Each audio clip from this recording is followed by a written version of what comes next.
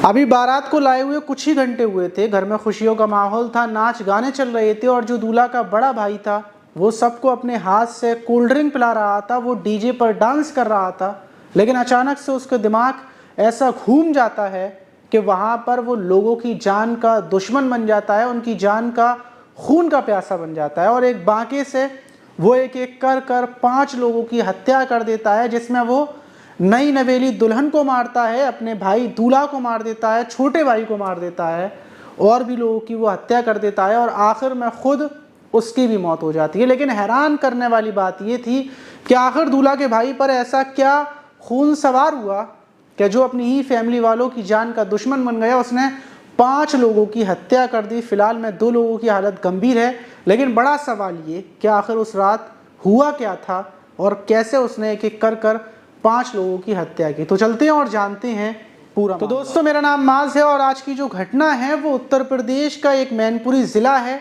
वहाँ के अरसरा के गोकुलपुरी गांव की है। 22 तारीख की सुबह वहाँ तैयारियां चल रही थी, क्योंकि वहाँ एक घर में, गांव के एक घर में शादी का प्रोग्राम था, बारात जानी थी और जो बारात जा रही थी वो सोनू यादव लड़का था, उसकी जा रही थी। सोनू यादव की उम्र 23 साल थी। तो गाँव के लोग इकट्ठे हो जाते हैं और जब एक बस में सारे लोगों को बिठाया जाता है और वहाँ से बारात निकलती है, बारात सीधी इटावा के गंगापुर पहुँचती है। बारात के पहुँचने के बाद जो रस्में होती हैं वो रस्में होती हैं और रात लगभग 8 बजे के टाइम पर बारात वहाँ से वापस मैनपुरी आ जाती है। अब बारात के आने के बाद जो सोनू यादव था जिसकी शादी थी, उसका भाई, जो उसका बड़ा भाई था जिसका नाम विकास था, उसकी शादी हो चुकी थी और एक सबसे छोटा भाई और था। ये 3 भाई थे, एक बड़ी बहन थी, उसकी भी शादी हो चुकी थी। दूसरे नंबर का सोनू यादव था।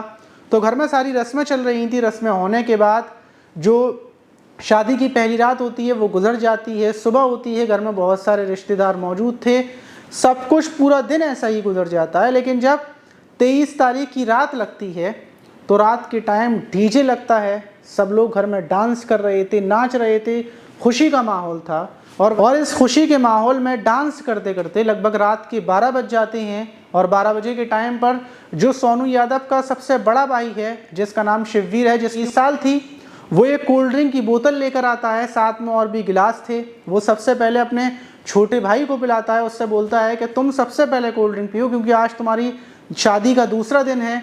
और फिर वो अपने छोटे भाई की पत्नी यानी कि नई नवेली दुल्हन को कोल्ड ड्रिंक पिलाता है और फिर ऊपर जाकर वो चुन चुन कर कुछ लोगों को और कोल्ड ड्रिंक पिलाता है। और रात 1 बजे के टाइम पर जब बहुत ज़्यादा रात हो जाती है तो सारे लोग अपनी अपनी जगह पर सोने के लिए चले जाते हैं और बहुत ज़्यादा थकान भी थी। लेकिन रात 1 बजे के टाइम पर जब लाइटें सारी बंद हो चुकी थी तो अचानक से गांव के अंदर चीखने पुकारने की आवाज़ जो अड़ोसी पड़ोसी थे और जो घर था वहाँ गूंजने लगती है। और जब गांव के लोग कुछ समझ भी नहीं पाए थे, घरों से बाहर आकर देखते हैं कि आखिर इस शादी वाले घर में ऐसा क्या हुआ जो सारे लोग चीख रहे हैं, चिल्ला रहे हैं। गांव वाले उस घर के बाहर खड़े हुए देख रहे थे कि आखिर अंदर से चीखने पुकारने की क्यों आवाज़ें आ रही हैं। अभी वो कुछ समझ भी नहीं पाए थे कि घर के अंदर से 2 महिलाएं भागती हुई, चीखती हुई बाहर आती हैं, जो पूरी खून से तरबतर थी। देखकर लग रहा था कि उनके ऊपर किसी ने हमला किया है। गांव वाले कुछ समझ पाते उससे पहले ही एक गोली चलने की, फायर की आवाज़ उस घर के अंदर से आती है। फ़ौरन गांव वाले समझ जाते हैं कि अंदर ज़रूर कोई ऐसा इंसान है जो सबके ऊपर हमला कर रहा है और इसलिए फ़ौरन पुलिस को फ़ोन किया जाता है। लेकिन पुलिस के आने तक उससे पहले किसी भी गांव वाले की इतनी हिम्मत नहीं थी कि उस घर के अंदर घुसकर जाकर देख सकें कि आखिर इन लोगों के ऊपर हमला किसने किया है और अंदर क्या हो रहा है। लेकिन जब पुलिस आती है तो गांव वाले मिलकर डंडे लेकर, टॉर्चे लेकर जब अंदर की तरफ घुसते हैं तो सबसे पहले 2 लाशें चारपाई पर पड़ी हुई दिखती हैं। वो लाश, पहली लाश सोनू यादव के छोटे भाई की थी जिसकी उम्र 20 साल थी और उसके बराबर में ही जो उसका दोस्त लेटा हुआ था जो फिरोजाबाद से आया था, उसकी लाश थी। पुलिस बड़ी ही सावधानी से अंदर की तरफ घुसती है। गांव वाले भी डरे हुए थे क्योंकि सबको यही पता था कि जो कातिल है, जिसने इन लोगों को मारा है, वो घर के अंदर ही छिपा हुआ है और हो सकता है वो पुलिस के ऊपर, गांव के ऊपर फायर कर दे। उसके पास तमंचा भी है।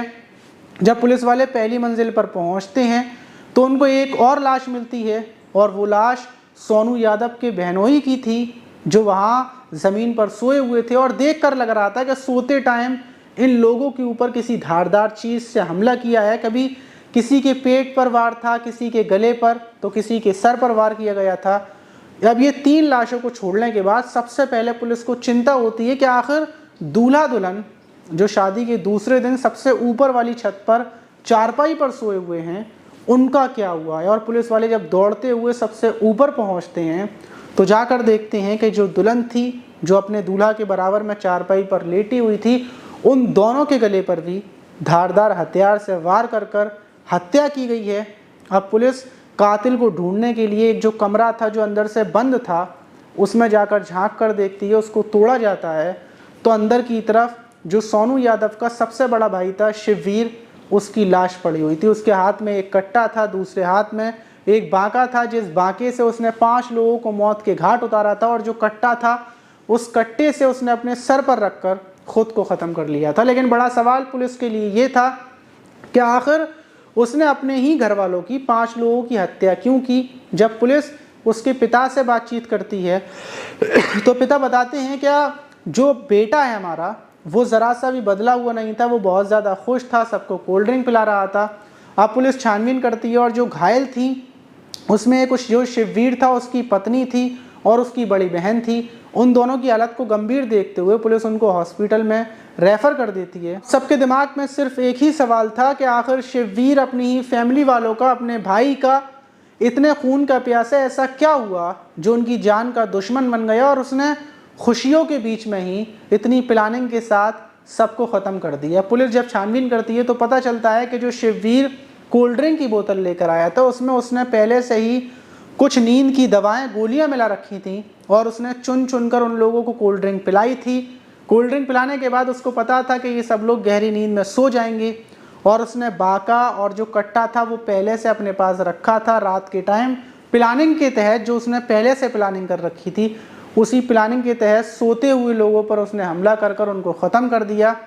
लेकिन जब पिता से बातचीत की गई तो पिता बताते हैं कि शिववीर के जो जितने भी कामकाज थे, जो वो काम कर रहा था बाहर फैक्ट्री में, वो काम पूरे तरीके से ख़त्म हो चुके थे। घर में उसके लिए खाने पीने के लाले थे और जब उसने घर वालों से पैसे मांगे थे तो सबने उसको पैसे देने से साफ इनकार कर दिया था, क्योंकि जो भी पैसा था वो हमने सोनू यादव अपने बेटे की शादी में लगा दिया, उसके लिए सबसे ऊपर कमरा बनवाया, इस वजह से हम उसको पैसे नहीं दे सकते थे। और जहाँ तक माना जा रहा है तो बड़े भाई ने सिर्फ अपने छोटे भाई की खुशियों से जल कर, क्योंकि 1-2 दिन पहले पैसों को लेकर विवाद हुआ था, तो इसी वजह से उसे ये खुशियाँ रास नहीं आई और उसने इन खुशियों में भंग करने के लिए ऐसा कदम उठा दिया। इस कदम के बाद हर कोई, पूरा गाँव बल्कि हैरत में है कि आखिर लोग अपने ही अपनों के खून के प्यासे क्यों हो रहे हैं, वो भी सिर्फ थोड़े से पैसों के लिए, थोड़ी सी अपनी खुशियों के लिए, जो उनको सही लगता है उसके लिए।